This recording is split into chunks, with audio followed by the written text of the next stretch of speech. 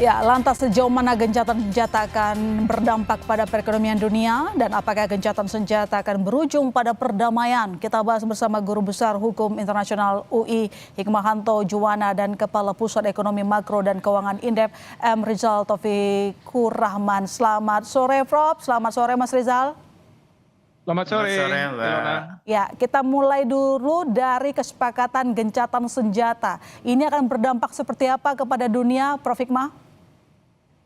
Sebenarnya dampaknya akan positif ya, tetapi baru 1 hari berjalan, ini ada isu yang menjadi masalah, yaitu apakah sebenarnya gencatan senjata ini dilakukan antara Amerika Serikat, Israel dengan Iran, atau Iran dengan sekutunya. Karena kita tahu sekarang ini Israel masih melakukan penyerangan ke Lebanon Selatan, bahkan ke ibu kotanya.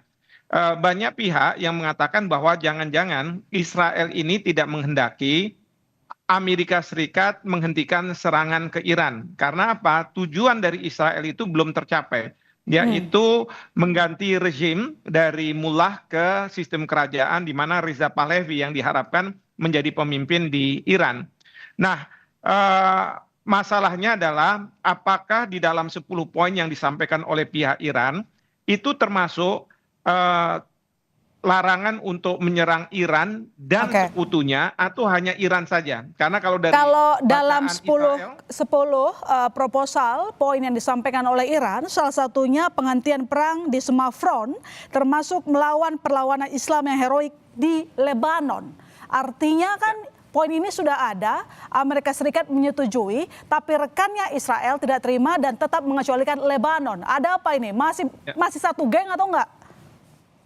Saya rasa sebenarnya tidak satu geng ya, karena begini, dari pihak Israel mau melakukan sabotase terhadap apa yang akan dilakukan oleh Amerika Serikat. Karena bagi Trump, yang menjadi resiko itu adalah keberadaan dia sebagai seorang presiden di Amerika Serikat. Karena banyak warganya yang tidak menyetujui apa yang dilakukan oleh Trump, dan ini untuk kepentingan Israel.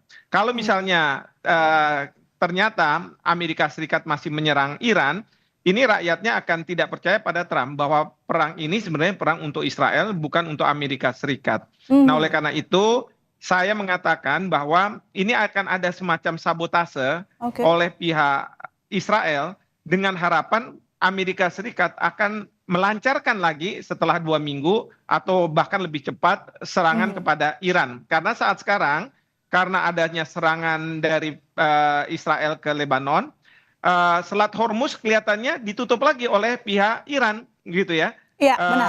Paling tidak boleh melewati dari Selat Hormuz ini kapal-kapal yang tadinya sudah akan diokekan begitu. Ini menunjukkan bahwa Iran ingin agar Israel menjaga kesepakatan itu, dan ini sudah dikonfirm oleh Pakistan sebagai mediator, perdana menterinya yang mengatakan memang ini termasuk juga terhadap sekutu-sekutu dari Iran, seperti itu. Sebelum saya ke Mas Rizal, Prof, tolong dijawab. Jadi, apakah menurut Anda sendiri gencatan senjata akan berjalan persis 2 minggu seperti kesepakatan Amerika Serikat dengan Iran? Karena Iran sebelumnya juga sudah mengancam akan mengakhiri gencatan senjata jika Israel terus menyerang Lebanon. Ya. Jadi kalau misalnya soal 2 minggu, ini kadang-kadang Trump itu selalu mengatakan kalau misalnya buat deadline 2 minggu. Kita nggak tahu kenapa, pokoknya 2 minggu. Itu yang seringkali dilakukan. Nah, apakah benar 2 minggu atau tidak, kita tidak tahu. Tetapi yang kita harapkan bahwa upaya ini merupakan upaya Amerika Serikat untuk keluar dari perang ini. Karena sekali lagi, sebagaimana saya katakan, di Amerika Serikat ini rakyatnya tidak menyetujui, bahkan juga para politisinya tidak menyetujui perang yang di Iran yang berkepanjangan. Tapi sekali lagi, kalau misalnya Amerika Serikat tidak ada dan Lebanon terus diserang oleh Israel, ini kan akan membuat Iran akan menyerang Tel Aviv. Nah, ini yang kita tidak tahu apakah Amerika Serikat nantinya akan kembali melakukan serangan balik ke Iran, begitu. Oke, baik. Saya ke Mas Rizal. Sebelumnya menyusul kesepakatan gencatan senjata, harga minyak turun cukup drastis. Tapi ketika penyerangan kembali dilakukan oleh Israel ke Lebanon, harga minyak langsung naik. Memang masih di bawah 100, tapi tetap di atas $97 per barel. Apakah masih ada harapan perbaikan ataupun kestabilan ekonomi di tengah gencatan senjata 2 minggu? Iya, saya kira per menit tadi sudah sampai ke 99 Ya, ya, dolar per barel gitu ya. Dan nampaknya resiko ekonomi ke Indonesia memang agak sedikit turun ya, tetapi belum hilang. Apalagi sekarang naik lagi ya. Karena memang selama ini kan beban dari kenaikan harga ICP juga ditanggung oleh pemerintah, maka tentu akan beban lagi ya terhadap fiskal. Meskipun pemerintah sudah menyiapkan. Artinya apa? Pasar membaca bahwa cash fire ini masih rapuh karena terlalu masih beresiko ya. Bahkan lalu lintas di Selat Hormuz juga belum pulih normal. Per hari ini juga Iran akan menutup ya karena Israel masih melanjutkan serangan ke Lebanon. oke. Bahkan ada dorongan dari sejumlah negara agar akses Selat Hormuz ini juga dibuka ya tanpa syarat. Namun tentu konsekuensinya bagi Indonesia jelas ya, volatilitas harga minyak masih tinggi, biaya asuransi dan freight energy juga masih nominalnya cukup besar, dan import inflation juga masih menganga nih ya, dan juga tentu membayangi lewat kanal energi. Jadi Logistik juga meskipun serta bagi Menteri Bahlil mengatakan sudah mengantongi sejumlah negara sebagai asal impor minyak, tetap tidak begitu menyenangkan hati kita, Mas Rizal? Ya, saya kira memang masih punya resiko gitu ya, meskipun sumbernya bukan lagi dari Selat Hormuz, katakanlah secara mayoritas, ada alternatif-alternatif. Tetapi tentu kan kita negara yang sangat tergantung kepada stok ya, Ya, kepada kelancaran dari importasi gitu. Artinya apa?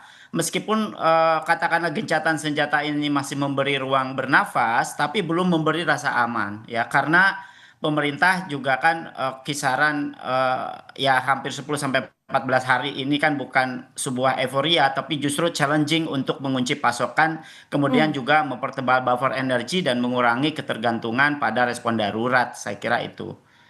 Dan yang kita tahu bahwa si Selat Hormuz ini kembali ditutup setelah ada penyerangan dari Israel kepada Lebanon, dan juga memang tetap akan dikenakan tarif Selat Hormuz 34 miliar rupiah tetap berlaku katanya, Prof. Jadi apakah posisi Iran sebagai otorisasi dari Hormuz ini tidak melanggar ketentuan internasional, Prof. Hikmah?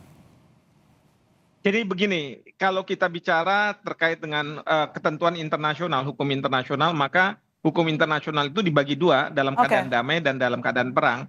Nah, saya menduga Iran masih menganggap bahwa ini dalam keadaan perang, sehingga ketentuan-ketentuan dalam keadaan damai itu tidak berlaku.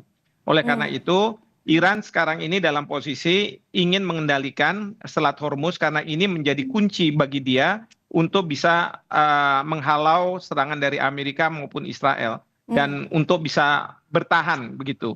Nah, oleh karena itu Selat Hormuz masih dipegang, tetapi kita tahu bahwa salah satu poin yang akan dibahas ini adalah berkaitan dengan Selat Hormuz ini. Tentu dari pihak Amerika Serikat ingin supaya Selat Hormuz ini kalau bisa dipegang oleh dua negara ini, Amerika Serikat dan Iran.